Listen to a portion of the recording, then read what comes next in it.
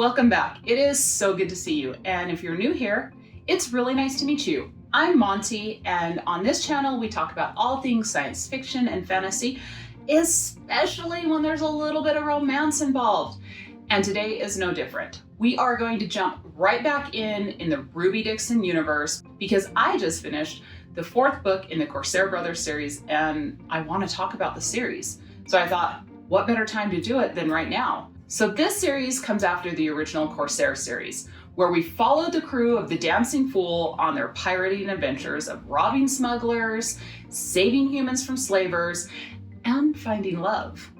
In the last book of that series, we were introduced to the crew of the Little Sister and the Corsair Brothers. Now, that book was focused on their younger sister Zoe and her falling in love with Centaur from the crew of the Dancing Fool, but we were introduced to the brothers and all their antics. So let's talk about the current 4 books in the series since I just finished the 4th. I'll give you a plot overview, no spoilers, and my thoughts about it. So without further ado, let's get into it. All right, so quick preface to where the story really begins. In When She's Married, the brothers are looking for a navigator since they lost theirs, and they try to hire Vortigern to help the crew with, a sure bet payday. See, the Corsair Brothers acquire some information on a large cargo ship that has gone missing, and it's rumored to have a fortune in its cargo hold. But Vortigern is unable to join their crew, so the brothers decide to track down the buoyant star all by themselves, and that's really where this series opens. So, book 1, Adiron. See, I'm really gonna try with these alien names today. Really gonna try. So this book opens with the Corsair Brothers setting off to find the buoyant star. And Adiron is our silly, goofy, eternal optimist. Sure, the crew doesn't have a navigator, but they've managed before, so they'll manage again. The information they have on the buoyant star is kinda sketch, but they're pirates. They'll figure it out. And the location of the abandoned ship is at the edge of the galaxy, near a very dangerous ice field. But the payoff is going to be so good, who cares? And the fact that they're not the only ones that are searching for this ship doesn't matter. That is until they run into the Darkened Eye. And the Darkened Eye is a ship that has more weapons, more crew, and more of a claim to the buoyant star. But Adiron is not worried. Why can't they all just work together to claim the prize? So with the Corsair Starrick Saurin and his crew of clones and super nice ship, the mission could only get easier, right? So the brothers leave their ship behind and they go ahead and join forces with Starrick. But what they find on the buoyant star is not really what they were expecting. First, the cargo in the ship is not the jewels and gold that they thought it was going to be. Second, the ship's not abandoned.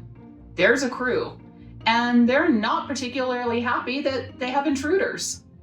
And third, the person that actually owns that ship, well, let's just say they have a whole lot of power on Homeworld, and they're not going to be too happy about the secrets of that ship being revealed. The only upside to all of this, the leader of the crew of the buoyant star is a fierce, beautiful human named Jade, and Adiron is instantly smitten with her, even when she takes him captive. So this book was total fun. It was a great opening to the series. Now, granted, a big majority of this book is like backstory, and there's a lot of references to other books and characters like Sophie, who we met in When She Purrs, and she gets her own story in When She Belongs. But overall, this is a pretty solid introduction to the series. I really like Adiron. He is big and silly, and he likes to mess with his brothers and play pranks, but he knows who he is. He loves being a pirate. He knows he's not the smartest, but he's okay with it. I mean, is he kind of a himbo? Sure, but he owns it. Now, Jade, who is our love interest in this book, I loved her. First, Jade is a force to be reckoned with. She is a fierce leader, loyal friend, and she's not going to give an inch when it comes to protecting those who she loves. Plus, she's also a POC character and she's in her 30s. I love when we see characters that are more inclusive of, different ages, different ethnicities, different races. Plus, Jade just reads as someone you wish you had as a friend. This book is definitely setup and background heavy, but it does still have all the steamy romance that we've come to expect from Ruby Dixon. All in all, I gave this book 3 stars. Okay, so book 2, Caspar. So the second book continues where the story left off, and we're in full crisis mode. Sterrick has taken the Darkened Eye and just left, and he just abandoned the brothers and the 4 crew members of the Buoyant Star to their fate as the ship slowly moves towards that ice field it's being sucked into. Now, our unlikely band of friends must figure out what to do. Here's the plan. Caspar and Alice will take one of the escape pods and try to make it to another planet or find a ship. It's a solid plan, except that Caspar and Alice, neither are rays of sunshine. And being stuck in a pod for 2 weeks, yeah, they hate each other. They hate each other from the get. They hate each other the entire time they're in the pod together. But no worries, because they're quickly found by another ship. But it turns out it's not really the rescue they were hoping for. The captain is not nice. Think stabbing a Diron multiple times and leaving him for dead? Not nice. But with a super smart plan from Alice and a little help from an old friend, they're able to escape the evil captain's clutches and land on a deserted, hostile jungle planet. They have minimal supplies, a crash-wrecked pod, and no idea where they are. The native flora and fauna on the planet, yeah, it wants to devour them. So our little balls of joy set out to find water and a safe place to wait for rescue. The biggest problem with this planet, it's not deserted. And it's definitely not uninhabited. And as bad as the plants and animals might be, the people occupying this planet, far more dangerous. All right, so this book was a really fun adventure story, and it's a soft enemies to lover book, and I really should have loved it, but I didn't. I really didn't like Caspar or Alice. They were just not my favorite. Now, the story is well written, and it has a lot of funny scenes in it. Like, seriously, will make you snicker, might make you laugh out loud. But for me, I just wasn't the biggest fan of the characters. They're not bad, they're not badly written, they're not even badly developed. I just didn't feel invested in them. Caspar is the type of person that just runs into danger, throws the first punch, asks questions later kind of guy. Which is fine, but I just really didn't connect to him. And Alice is somewhat of a pessimist who doesn't trust easily. And don't get me wrong, she's a solid character. I just didn't feel connected to her either. There's nothing particularly wrong with this book. It just didn't grab me the same way as other stories do. I will say there is a little Easter egg of a setup that pays off in Bad Guy, which I absolutely loved. And that was really clever to include here. But if you like more of adventure type tales and you really like plot driven stories, this might be an absolute winner for you. For me, I gave it 2 stars. All right, book 3, Sterrick. So we know that good old Lord Sterrick saw Rin up and left. He took his loyal crew, his fancy ship, and just got the heck out of there. Once the cargo of the Buoyant Star was revealed, he panicked. See, the claim Sterrick has on the star is real, and the cargo is going to mean bad news for the owners and for him if word gets out, especially on Homeworld. Sterrick needs answers, and he's not going to get them sitting on the edge of space with the Vosathai brothers and just some light women. He knows exactly who he needs to speak to. He just really isn't looking forward to it. But what he doesn't know is that he has a stowaway. And Ruth is determined to destroy the bratty lordling that left her friends behind. She's been skulking inside the air vents for like weeks. And every day her hatred of Sterrick grows. So she quickly realizes maybe she can't destroy him and get off the ship, but she can make his life miserable by cutting holes in his expensive clothes, messing up his rooms, and spreading crumbs all over his pristine floor. It might not be much, but Ruth woke up and she chose chaos. But unfortunately, a tempting soak in a tub proves to be her undoing, and now she is Sterrick's captive. Ruth has to convince Sterrick that she can be more of an asset than a hindrance to him as they begin to uncover an insidious clone trade that threatens to be more than just reputationally damaging to Sterrick and dangerous to all humans in the galaxy. All right, I love this book. It has so many layers to it. So on the surface, it's an enemy to lover story with the whole captive enemy angle, but it's also a villain redemption story and the story of acceptance for who and what you are. There is a lot in this book.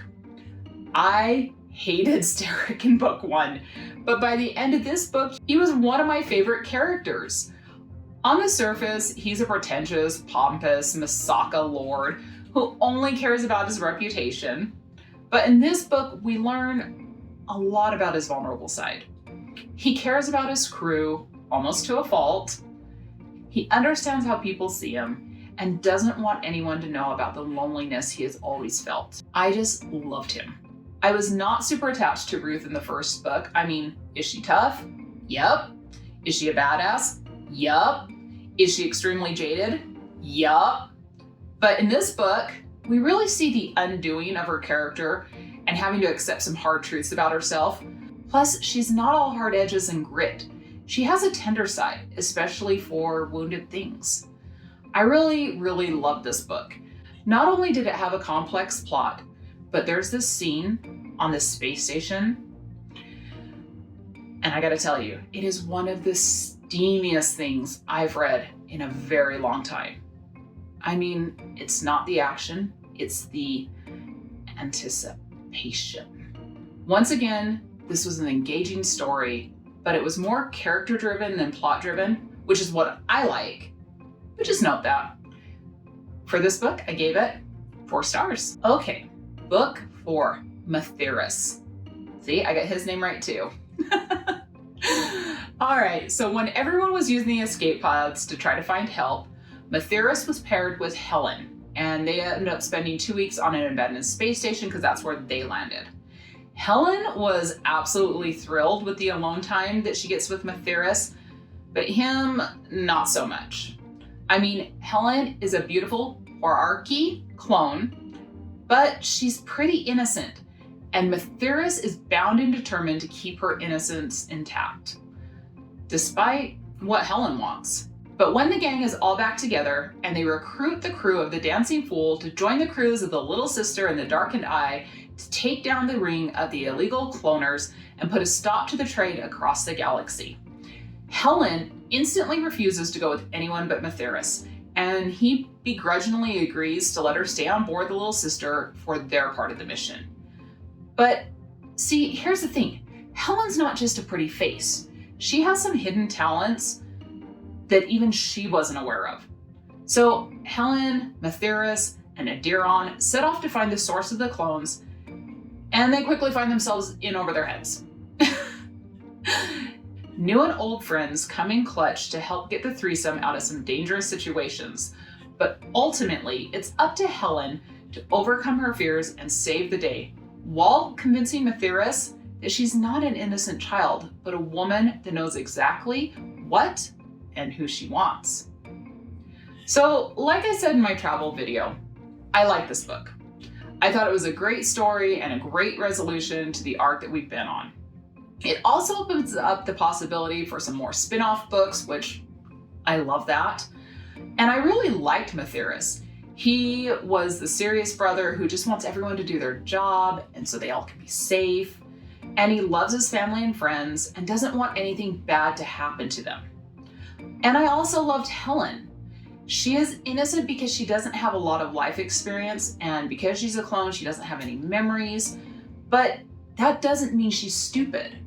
She is super protective and selfless, and also a serious badass. The only thing I didn't like was Matthias and Helen as a couple. To be honest, I never do this, but I skipped all the love scenes in this book. Just paged right past them. I couldn't. The way Matthias thinks about Helen is not really my cup of tea. He infantilizes her, and it just didn't read as sexy to me. But that's just my opinion, and what do I know? I mean, who am I? All in all, I think this was a good blend of plot and character, and it was well written and fast paced. It was a great conclusion. I gave this book 3 stars. All in all, I enjoyed this series. I thought it had a more concise and contained plot arc than the Corsair series before. I really like how it was able to tie into a lot of the other plots and characters from other series and books that I liked. Do I think you could read it as a self-contained series? Yeah, I think you could. There's enough description in there to give you the gist of the other characters from the other series, so you wouldn't be totally lost. Although I do think it's best enjoyed if you have like the full background of everyone, but like that's a lot of books. I mean, to get there, you'd have to read the full Corsair series, When She's Married, When She Dances, When She Belongs, When She Purrs, Pretty Human, and maybe even a couple that I haven't even thought of. But if you do want to enjoy this series on its own, I do recommend it. And don't take my opinion on these books as the final word. We each interpret characters and are attracted to characters differently. So what I love, you might not. And what I feel lukewarm about might be your absolute favorite. And that's okay. It doesn't hurt my feelings to know that someone enjoys something that I didn't. I mean, it makes me happy for you. So let me know. Have you read this series? Do you agree with my takes on the books, or do you see it differently? I would love to know your opinions in the comments down below. And if you haven't read this series, are you planning to? Are you a fan of the Ruby Dixon universe? Do you like the Corsairs as overarching characters? Who was your favorite brother? Or was it like me and it was Lord Sterrick? Let me know in the comments below. And if you did enjoy this video, do consider to give me a little love on this channel, give me a little like. And if you'd like to see more from me, you can always subscribe. You can hit that button so you know when I upload next. And until next time, take some time for yourself and love you, bye.